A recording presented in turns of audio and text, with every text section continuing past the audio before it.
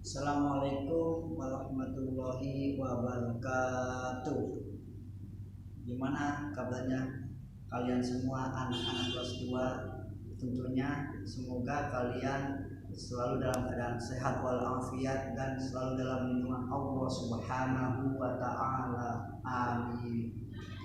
Nah, kali ini Bapak akan menjelaskan fikih yang ketiga kalinya ya. Untuk minggu lalu kan sudah latihan soal tentang latihan sholat dan yang lain-lain. Nah, kali ini Bapak akan menjelaskan tentang sunnah sholat dan hal-hal yang membatalkan sholat. Bapak awali dengan sunnah sholat. Sunnah sholat adalah hal-hal yang dibolehkan dalam sholat.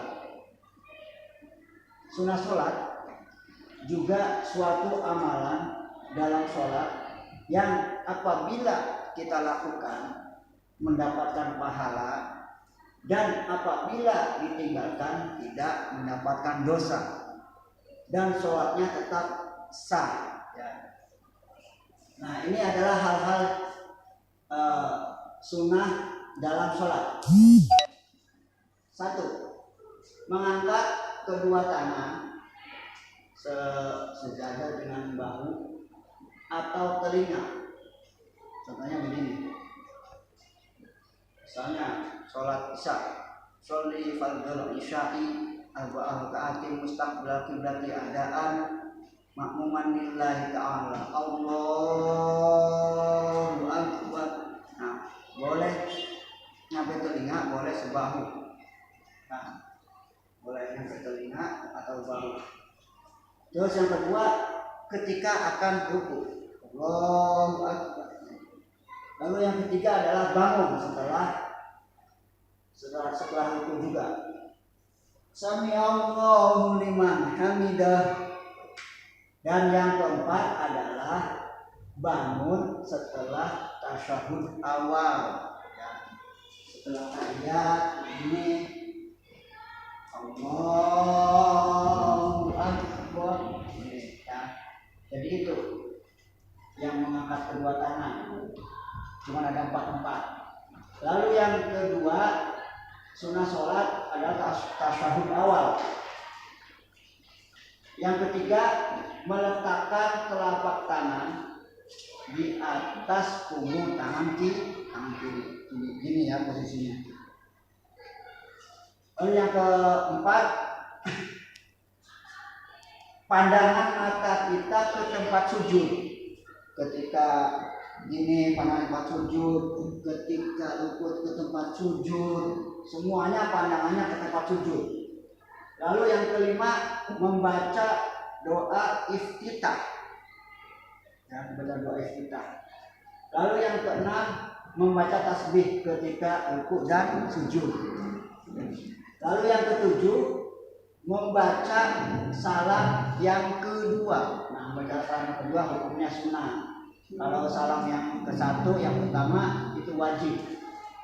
Itulah hal-hal yang disunahkan dalam sholat. Lalu yang bagian hal-hal yang membatalkan sholat. Sholat akan batal ketika kita melakukan suatu perbuatan yang membatalkan sholat. Nah, di sini Bapak akan menjelaskan tentang hal-hal yang membatalkan sholat. Di sini Bapak tulis, di sini ada, di dalam buku ada 9. 1. Mengubah niat. Mengubah niat, misalnya kita yang tadinya niat sholat isya lalu diganti menjadi niat sholat subuh atau yang lainnya, itu akan membatalkan sholat. Lalu yang kedua adalah terkena najis. Misalnya kita lagi sholat tiba-tiba cicak lalu ke tangan kita, itu bisa membatalkan sholat. Atau kena najis yang lainnya, ya. Kalau misalnya ada nyamuk di sini lalu kita giniin mati, itu kena najis, maka itu batal sholatnya. Lalu yang ketiga adalah hadas kecil dan hadas besar. Contohnya, ketika kita sedang sholat, tiba-tiba kita pipis misalnya, ya pipis tidak disengaja ataupun disengaja, tetap batal. Yang keempat, terbukanya aurat. Misalnya sedang sholat begini, tiba-tiba pakaian kita kena angin, saking kencangnya angin, jadi terbuka, kelihatan misalnya kaki kita yang di sini, atau baju kita terbuka begini, kena angin ya. Yang kelima, ngomong atau berkata-kata dengan sengaja yang bukan bacaan sholat, ya, yang bukan bacaan sholat. Lalu yang enam, melakukan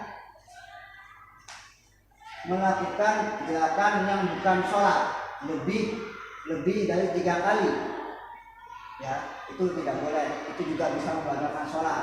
Misalnya sedang sholat begini, bercanda sama temennya, begini, bercanda sama temennya begini, itu bisa membatalkan sholat, ya. Awas anak-anak, hati-hati kalau sholat, jangan bercanda.